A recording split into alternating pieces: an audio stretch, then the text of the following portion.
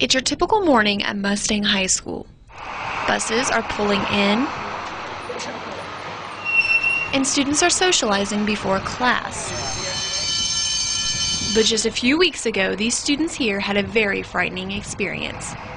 We had several students who admitted to participating with I-Dosing or digital drugs through their iTouch.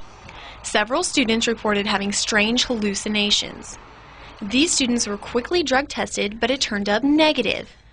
That's because these students had been I-Dosing, that is, listening to audio files called digital drugs. Kids are using cell phones and iPods just like these to access these audio files.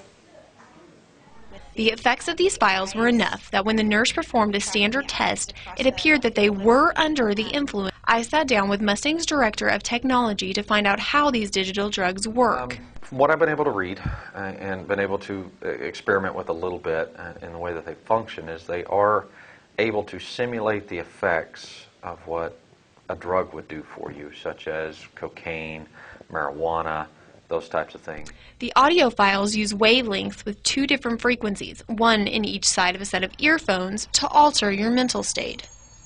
It has to be used with headphones. One side would sound like a constant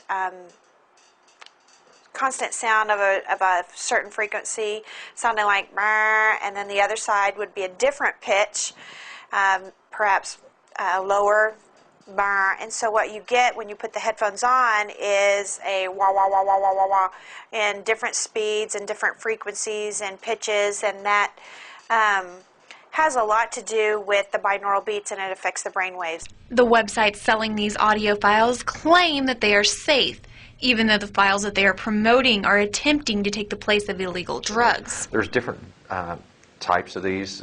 They have them for sexual orientation, they have them for orgasms and things like that, as well as the drug use, alcohol effects. There's multiple types. And it's true. Many files can be found that are aimed at imitating illegal drugs, alcohol, and even first love. Administrators are worried that this could be a growing problem. With I-Dozer and everything, their effects are varying upon each individual. They can last a few minutes to up to an hour, a couple hours. It just depends on each individual. And it's quite scary, the capabilities of these products. One of the big fears is that it can cause seizures in kids. So if you're susceptible to seizures, even though you've never had any, this could induce a seizure in just about anybody, and that could be a major, major problem for somebody. The school system is trying to get a handle on it and shut this problem down for good. The district has blocked YouTube and the I-Dozer website, and parents are still being notified about this dangerous new fad. They were using their own devices, their own, their iPhones that have internet access 24/7 with those things.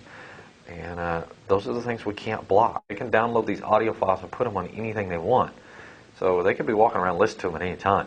And there are a lot of kids who are experimenting with this. I think they're very dangerous. If a kid's doing it while driving or something, they could be very, very dangerous. I mean, what if they had a seizure while driving? Who else are they going to harm besides themselves? They could cause a major accident or something else, or heaven forbid, hurt themselves in those fashions. So the goal is to make parents aware of what their kids are listening to on their phones and iPods before they plug in and listen to something that could harm them. The parents need to be aware. These kids have access to anything that they want through these iPhones and these, internet-based phones. They can do just about anything, and that was pretty scary to find out what these kids had instant access to and the effects of what they can do. Taylor McElhaney, News Central.